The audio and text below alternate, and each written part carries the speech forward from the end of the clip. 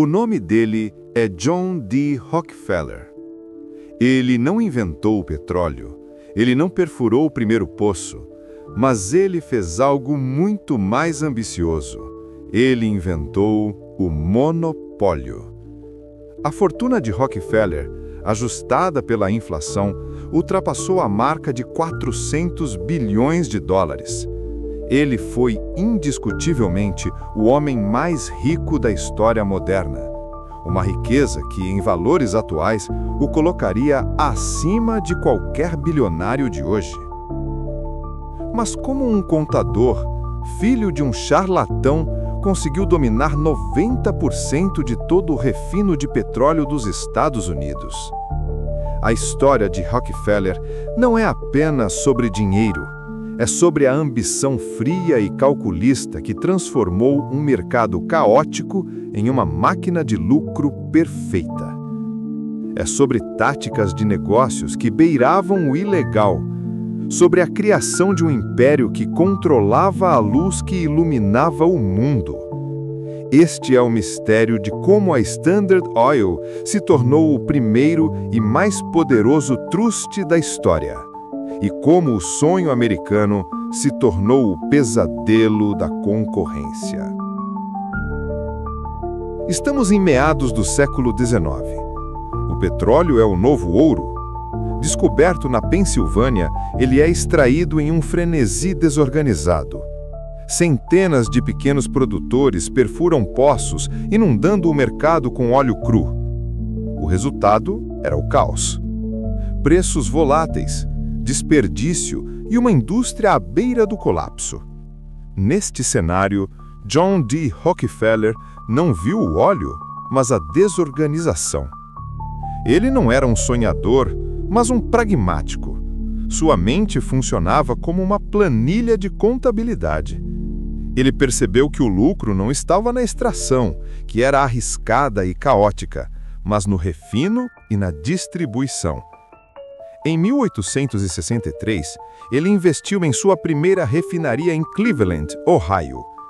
Sua filosofia era simples e brutal: eliminar o desperdício e esmagar a concorrência. Enquanto os outros se preocupavam em encontrar mais petróleo, Rockefeller se preocupava em controlar cada gota que já havia sido encontrada. Ele era o mestre da logística, o homem que transformou o petróleo de um produto selvagem em um bem industrializado e padronizado. Se você fosse um pequeno refinador de petróleo na época, vendo Rockefeller crescer, você tentaria competir ou se renderia à sua proposta de ordem em troca da sua liberdade? A Standard Oil, fundada em 1870, não era apenas uma empresa, era um predador. A tática de Rockefeller era conhecida como a Conquista de Cleveland. Ele usou seu poder de compra para negociar descontos secretos e ilegais com as ferrovias.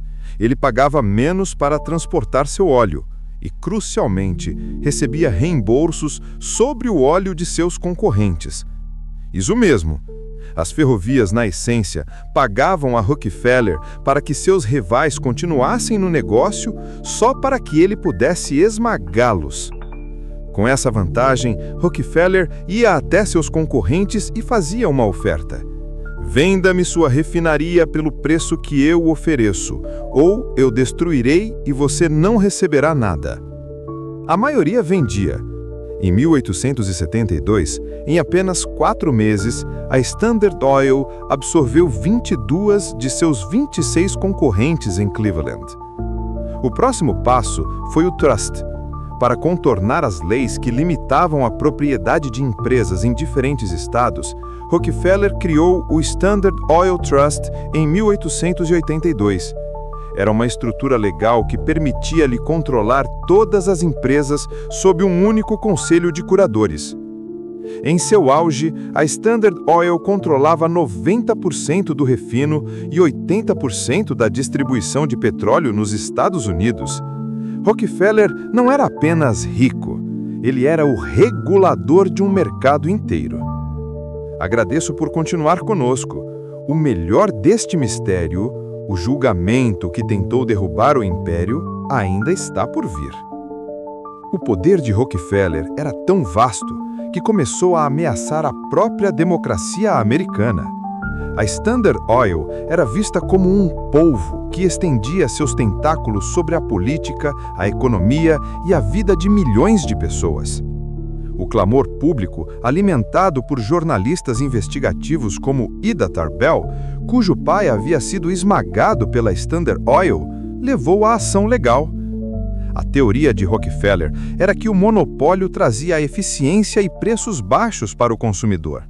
E, de fato, o preço do querosene caiu drasticamente sob o seu domínio. A teoria do governo era que o monopólio era uma restrição ilegal ao comércio e à livre concorrência.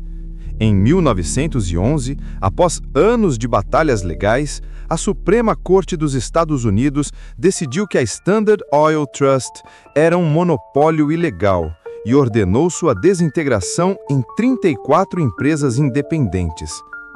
Foi o fim do monopólio, mas não o fim da fortuna de Rockefeller. Ele manteve ações em todas as 34 empresas. Com a concorrência liberada, o valor total dessas empresas disparou. A desintegração, ironicamente, fez com que a fortuna de Rockefeller aumentasse ainda mais, consolidando-o como o homem mais rico da história. Entre as 34 empresas estavam gigantes que conhecemos hoje, como ExxonMobil, Chevron e BP.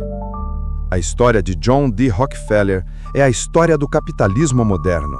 Ele nos ensinou que o poder real não está em criar um produto, mas em controlar a infraestrutura que o leva ao consumidor. Ele foi um paradoxo, um homem de fé que doou centenas de milhões de dólares para a educação e a medicina, mas que construiu sua fortuna com uma ambição que muitos consideravam imoral. Seu império de $1 trilhão não foi construído apenas com petróleo, mas com a eliminação implacável da concorrência. A Standard Oil foi destruída, mas o modelo de negócio de Rockefeller, o trust, o controle logístico e a integração vertical, moldou a forma como as grandes corporações operam até hoje. Você acha que a economia melhora se as empresas concorrerem ou se o poder se concentrar no monopólio? Deixe sua opinião nos comentários. Se você gostou desta análise sobre o poder e a riqueza, inscreva-se no canal e ative o sino para não perder o próximo segredo da história. Até lá, continue explorando o que está por trás das grandes fortunas.